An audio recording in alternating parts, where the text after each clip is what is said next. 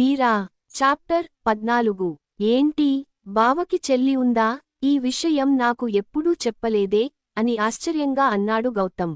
రఘు వెంటనే పనివాళ్లందరినీ ఏం లేదని చెప్పి అక్కడి నుండి పంపించేసి గౌతమ్ని చూస్తూ మీరా అమ్మ ఉన్నట్లుగా ఇంట్లో వాళ్లకి మాత్రమే తెలుసు బాబూ. ఈ ఊళ్ళో వాళ్లు కూడా మీరా అమ్మ గురించి మర్చిపోయి చాలా కాలం అవుతుంది అని అన్నాడు. అదేంటి అని అర్థం అవక అడిగాడు గౌతమ్. బాబూ అది మరి మీరా అమ్మకి ఒక సమస్య ఉంది.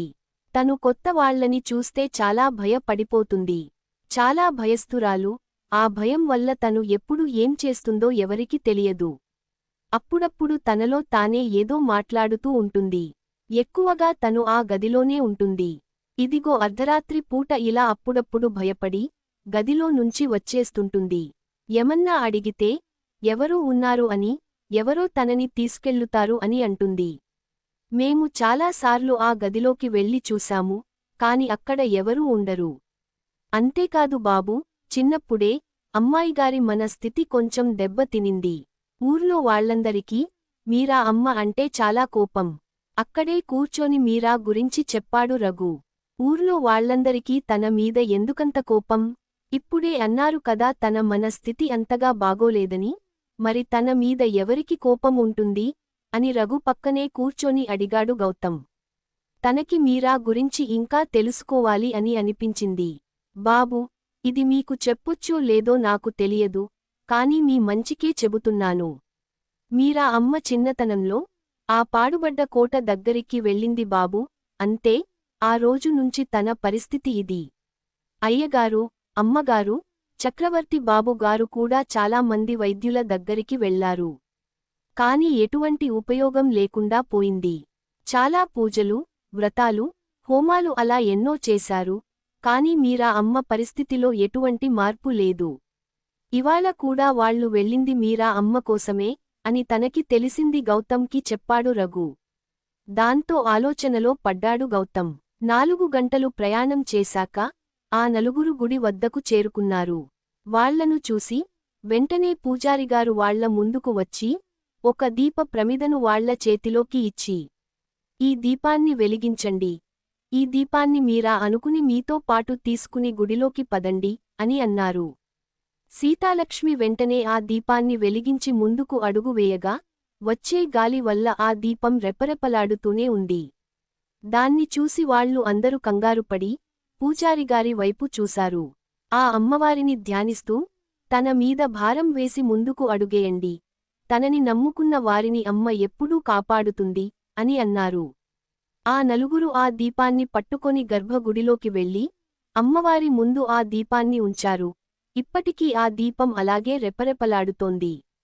ఈ దీపాన్ని రేపు పూజ అయ్యేంతవరకు ఆరిపోనివ్వకుండా చూసుకోండి అని చెప్పారు పూజారిగారు. అలాగే పూజారిగారు అని వైదేహి చెప్పి అక్కడే దీపం దగ్గరే కూర్చొంది. రాజారావు గారు పూజారిగారి దగ్గరికి వచ్చి, స్వామీ, మీరాకి ఒక మంచి సంబంధం వచ్చింది. వాళ్లకి మీరా గురించి అంతా తెలుసు. కొద్ది రోజుల్లో సంబంధం ఖాయం చేసుకుని నిశ్చితార్థానికి ఇంటికి రాబోతున్నారు. అంతా సవ్యంగా జరుగుతుంది కదా అని అడిగారు. బాధపడకండి రాజారావు గారు, ఇప్పుడు మనం పూజ చేసేది కూడా అందుకే. ఈ పూజ ద్వారా మీరాకి అంతా మంచే జరుగుతుంది. ఇంకా మీరా విషయంలో ఏం జరిగినా అంతా అమ్మవారి దయ అని వాళ్లకి ధైర్యం చెప్పారు పూజారి గారు. సీతాలక్ష్మి బాధతో, మా మీరా పుట్టినప్పుడు మీరే కదా పూజారిగారు మా ఇంటికి మహాలక్ష్మి వచ్చిందని చెప్పారు. మా ఇంటి మహాలక్ష్మిని ఇలా చూడలేకపోతున్నాం. ఎప్పుడు భయం భయంగా, ఎవరితోనూ మాటలాడకుండా ఆ గదిలోనే ఉంటుంది.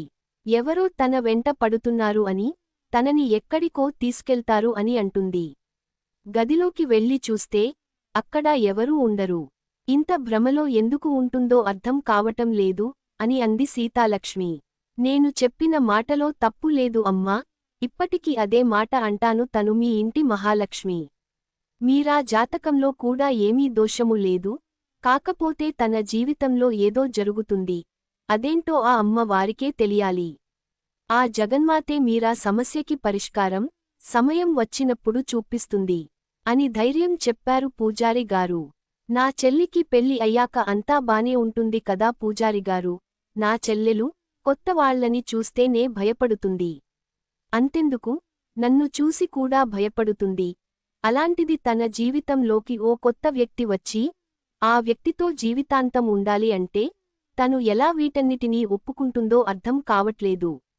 అసలు పెళ్లి అంటే ఏమంటుందో, ఎలాంటి ప్రతిక్రియ ఇస్తుందో అర్థం అవటం లేదు అని అన్నాడు చక్రి. బాధపడకండి. మీరు మెల్లిగా మీరాకి నచ్చ చెప్పితే తను ఖచ్చితంగా అర్థం చేసుకుంటుంది అని అన్నారు పూజారిగారు. రాజారావు గారి ఇంట్లో మీరా ఇంకా దేవుడి గదిలో కూర్చొని ఏడుస్తుంది. చాలాసేపు అయింది. గౌతమ్ కంగారు పడుతూనే ఉన్నాడు. తను రఘుని చూసి, అన్నా చాలా సమయం అయిపోయింది, తను ఇంకా బయటకి రాలేదు, మనం లోపలికి వెళ్ళి ఒకసారి చూద్దామా అని అడిగాడు. వద్దు బాబూ, ఇప్పుడు కనుక మీరు వెళ్తే మీరా అమ్మ అని అంటూ ఆగిపోయాడు. మరి మీరా సమస్యకి పరిష్కారం ఏంటి? త్వరలో తెలుసుకుందాం.